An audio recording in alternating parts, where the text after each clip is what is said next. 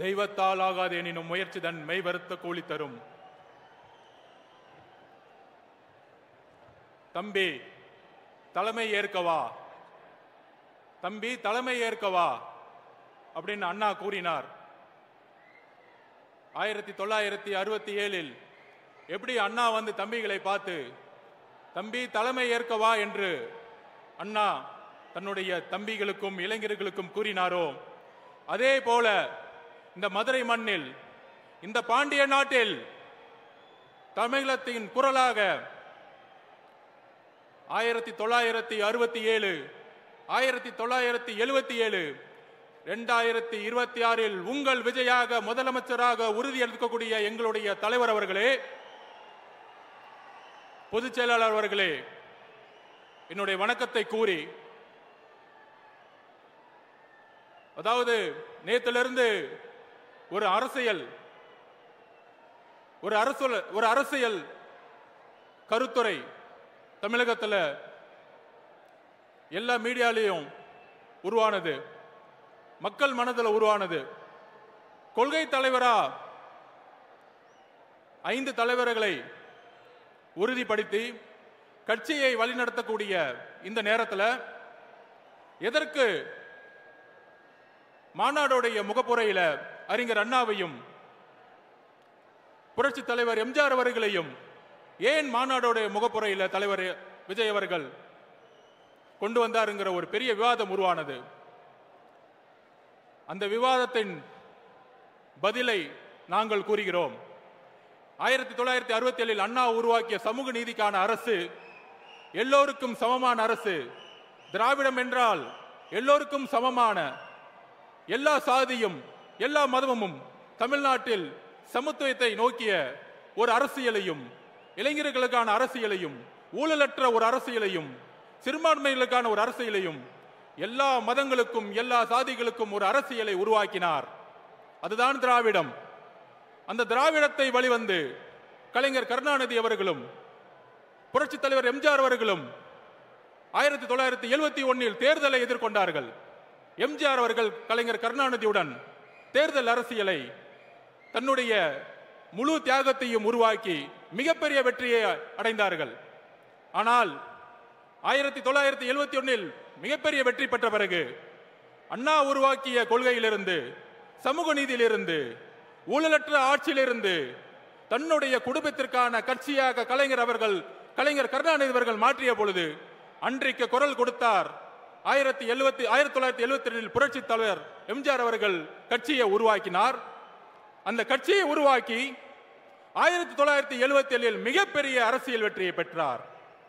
ஆக அண்ணா அவர்களுடைய குறிக்கோளை கலைஞர் கருணாநிதி அவர்கள் தன்னுடைய குடும்பத்திற்காகவும் தன்னுடைய ஊழலுக்காகவும் திமுக கட்சியை மாற்றிய பொழுது புரட்சி தலைவர் உருவானார். இன்றைய காலகட்டம் என்ன? இன்றைக்கு தமிழகத்தை ஆண்டு கொண்டிருக்கின்ற திரு மு க ஸ்டாலின், முதலமைச்சர் திரு மு க ஸ்டாலின் அவர்கள் தன்னுடைய தந்தையிடமிருந்து ஒரு பாடத்தை கத்துக்கிட்டாரு. என்ன பாடம்? திரு கலைஞர் கருணாநிதி அவர்கள் தன்னை சுத்தி இருக்கிற ஒரு 10 குடும்பத்துக்கும் சேர்த்து ஒரு மிகப்பெரிய ஊழல் சாம்ராஜ்யம் உருவாக்கினார்.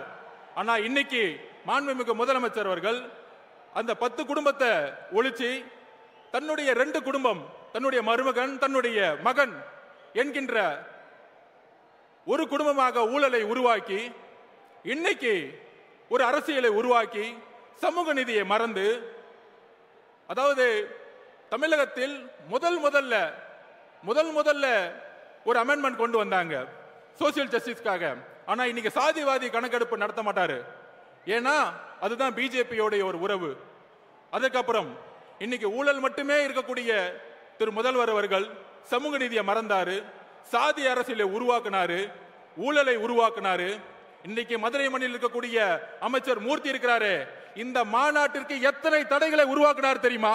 அத்தனை தடைகளும் உடைச்சு இங்க நின்னுக்கிற கூட்டம் தான் நம்மளுடைய தமிழக வெற்றி கழகத்துடைய கூட்டம்.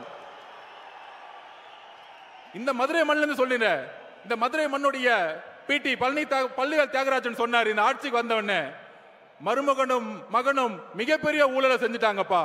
அப்படி சொன்ன உண்மைக்காக இன்னைக்கு அமைச்சரவையிலிருந்து ஓரம் கட்டப்பட்டாரு. ஆனா இன்னைக்கு யாரு இருக்கா? இந்த மதுரை மண்ணிலிருந்து மூர்த்தி இருக்கிறார். மூர்த்தி என்ன சமூக நீதி காவலரா? ஏன் ஒட்டுமொத்த ஊழலையும் குடும்பத்துக்கு கொடுக்கக்கூடிய ஒரு அமைச்சர்களை தான் உருவாக்கி இருக்கிறாங்க. அப்படி ஒரு அரசியலை இருக்கக்கூடிய நேரத்தில் திரு அண்ணா அவர்களுடைய குறிக்கோளை நிறைவேற்றாத மாண்புமிகு முதலமைச்சர் மு.க. ஸ்டாலின் அவர்கள் அவருடைய திமுக என்றைக்கோ திமுகவுடைய அண்ணா அவர்களுடைய குறிக்கோள் இருந்து விலகிட்டார்.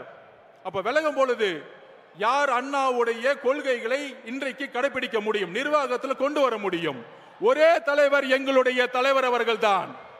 எல்லாரும் சொல்லலாம், திமுகவுக்கும் தமிழக வெற்றி கழகத்திற்கும் கொள்கை ஒன்றுதான்.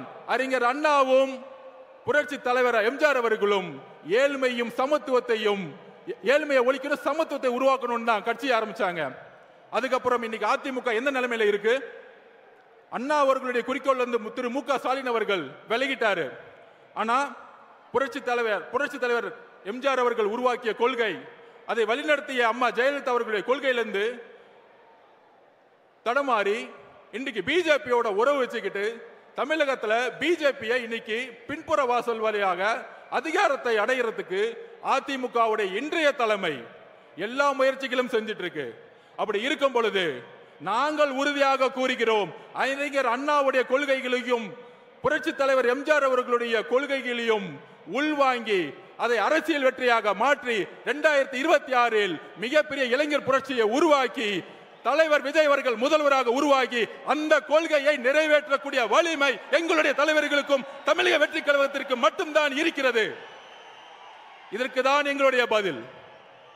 இன்றைக்கு பிஜேபி எந்த அளவிற்கு பின்புற வாசல் வழியாக இல்ல, முன்புற வாசல் வழியாக, நேற்று கருப்பு சட்டம் 30 நாள்ல ஒரு குற்றச்சாட்டுனா ரிசைன் பண்ண சொல்றாங்க.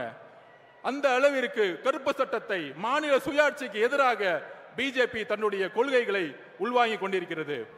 அண்ணா 1967 அண்ணா அவர்கள் கூறியது போல, தலைவர் அவர்களே, தம்பிங்களை அலையுங்கள், தம்பி தலைமை ஏற்கவா, மன்னராட்சியை ஒழிக்க தம்பி தலைமை ஏற்கவா, மதுரை மண்ணிலிருந்து புறப்படுவோம், மதுரையை எப்படி பாண்டிய மன்னர்கள் மக்களுக்கான ஒரு அரசை உருவாக்கினாரோ அப்படி ஒரு அண்ணா அவர்களை கூறியதை போல ஏழைகளுக்கான அரசாக, ஒரு நேர்மையான அரசாக உருவாக்க எங்கள் தலைவரை நாங்கள் அழைக்கிறோம்.